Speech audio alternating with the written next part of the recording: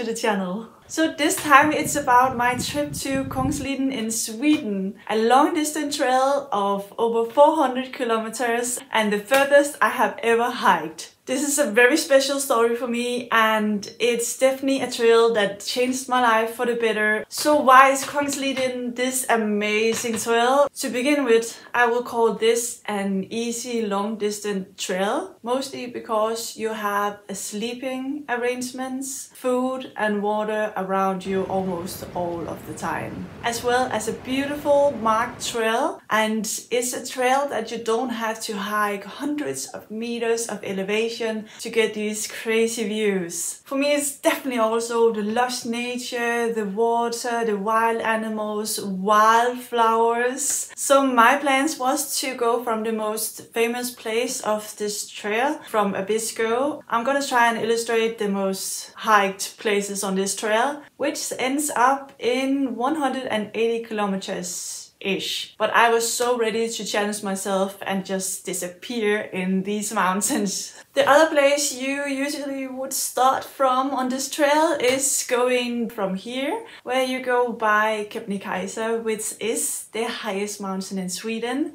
and that is also why this area is so famous. Now, one more very special thing about this trail, even though it is very famous, compared to other famous trails I've been on, it's not that crowded. Okay, there's nothing left to do, then let's go on this trip.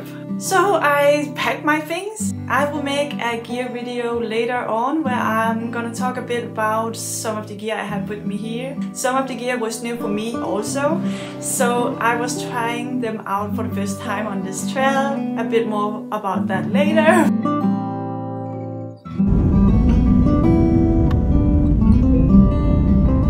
I'm from Denmark, so I took a flight to Stockholm and then a flight to, what's it called?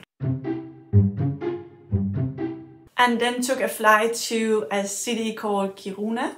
So just as a little side note, this book will also help you a lot with the transportation, with the bus, with everything you need to know about this trail. There are some things you have to be aware of, like boat crossings, and this book really makes it easy to deal with this. Landing in Kiruna, it is extremely easy. The airport is very small and there's not a lot of flights going to this airport, so the taxis and buses are planned to be at the airport when a flight comes in. So it's extremely easy to get into Kiruna city if you want that, or go straight to the trail. I went into the city because it was late already and I just needed to relax. Now in my future trips, I usually give myself 24 hours to just take in the city I just arrived to, buy some food and gas, and just sightsee a little bit. But on this trail, I didn't do that. I didn't need to buy gas in the city or food because I could do that on the trail. I chose to do the easy but expensive way to do this trail, and that is to buy all my food on trail. They have a high quality of food and drinks and snacks and chips and everything in the shops. So that means when I came to the city, I just checked into a hostel, relaxed, and went to bed early. Okay, it's time for the trail day. And I was so excited. I packed my things, got out early. I took a bus directly to the trail. I think it took around an hour to get from the city to Abisko Fjällstuga, I think it's called, where the trail starts. And this is where I bought my food, gas, and my hiking buddy. So I have this tradition that when I hike alone, I sometimes feel a bit lonely, and it just helps me to have a so-called hiking buddy. And this time it was this little one. I bought this too. I just haven't attached it to my bag or anything, but I think maybe I could attach it to my bear. And it was time to just start the trail.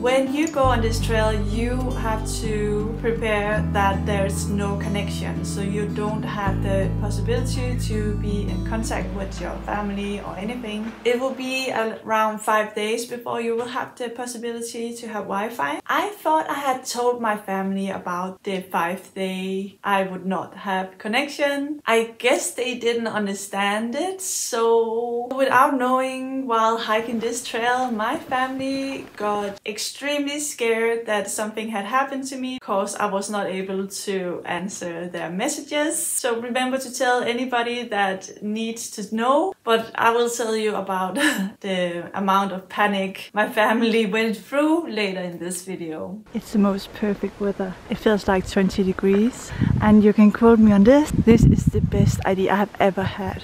However, it looks like the rain is coming, so I thought I would videotape this before the rain comes, and then we will see what I think afterwards. So because I chose the expensive way with buying all my food on all the different Fjällstuga I will meet hiking through the trail, I would only have 3 days of food in my bag, which leads the bag to only be 13 kilograms. Now when you're on this trail, there is pretty much water everywhere, so I would only have half a liter on me at all times. Even when you camp, it's really easy to find a place that is near water. I thought it was so breathtaking that I was overloading on beauty, and I was taking so many pictures. After this trip I had 1300 pictures / videos. First day done, and I hiked 13.3 kilometers. It's a great way to just start slowly on this trail, and I really enjoyed just taking it easy. And even though it was a short distance, it took me all day to hike it because I took so many breaks and pictures and just enjoyed every moment of it. The last thing for this day, I can say that right now I'm in Abisko National Park. That is the only place that you're not allowed to wild camp on this trail. So it was on purpose that I stopped at this stuga and paid to camp here, so I didn't have to hike further and exhaust myself. So it's the start of the second day, and I just left the Fjällstuga and watched this amazing view. It's the perfect start of a perfect day.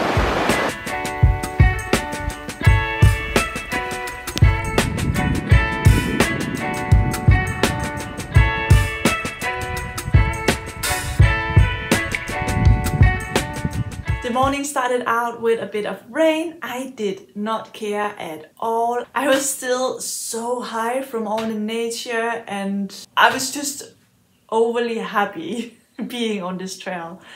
Also, I was prepared that it would rain every day. Wanna see how it looks when it's raining? And rain.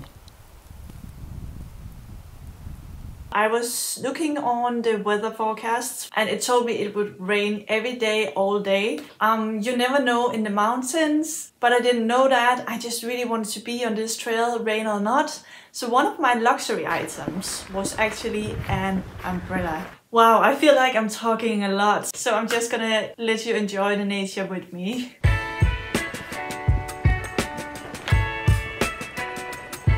Bye bye.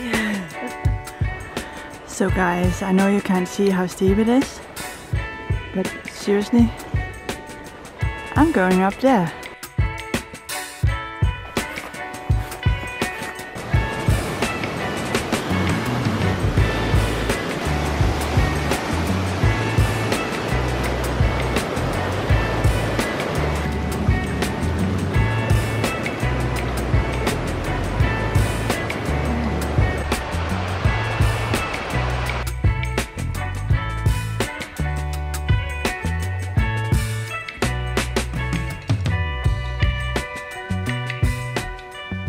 As you can see, I had a lot of clothes on. When I took on this trip, it is the start of fall in the mountains, and you will see later that it is an amazing time to visit the trail.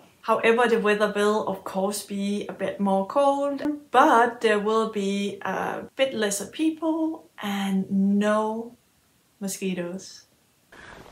Now this is a goddamn happy face. Ah! It's so goddamn beautiful. The trail is amazing, and I really understand why everyone is saying to hike the Kungsleden. And I can say it too. I mean, wow, it's amazing.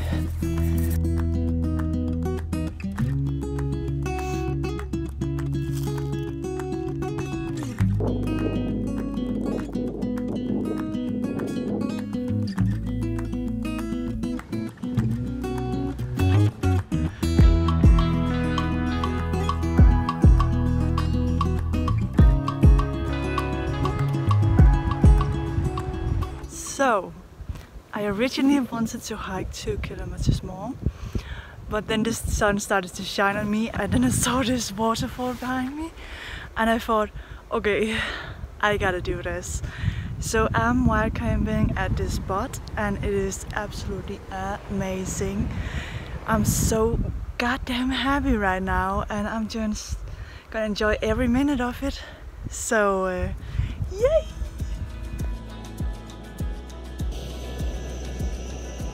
Some of the gear I have never tried before was cooking gear. I have never tried to have warm food on the trail, and it is the best thing I've ever done. So time for the stats for day 2. There's no question about me being really happy being on this trail. The only thing I was having a bit of trouble with was getting used to the weight on my back. Plus, I was starting to having problems with some pain. But I had some painkillers with me, and that thankfully helped. Day 3 on the trail, and I was just being in my own little world, enjoying my time. But I'm a late sleeper, so I wake up around 8 o'clock, and usually I'm out of the tent, packed down, ready to hike at around 9. And while I started my day, I remembered that I did need some more food. And the next stuga that would be near me is 4 kilometers away, and the shop closed at 10. Now, hiking 4 kilometers on a trail like this does take a longer time. So I was almost running at some times and hurry over to the stuga before the shop closed. And I made it, and it was probably the fastest kilometers I've ever done on the trail, remembering that I could use a whole day just hiking 13 kilometers. Now, the different shops on this trail is not always opened at the same time. However, the most normal opening hours is from 8 to 10, and then later on again from 4 to 5. So that was something that was a bit annoying, because I had to think about this while hiking the trail, so I was sure I had food.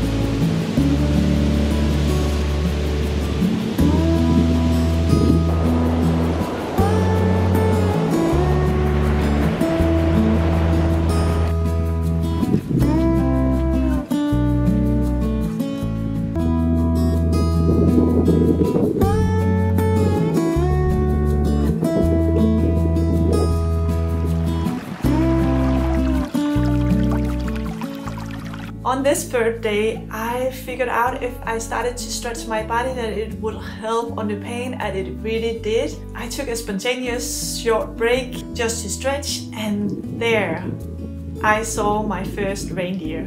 When you are visiting at this time of year and the mosquitoes are gone, you will see a lot more animals, and I saw so many reindeer on this trail.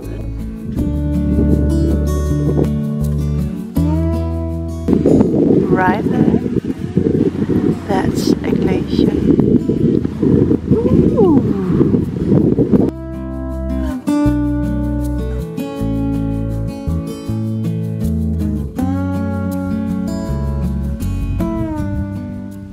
guys, so you wanna hear how my day was today?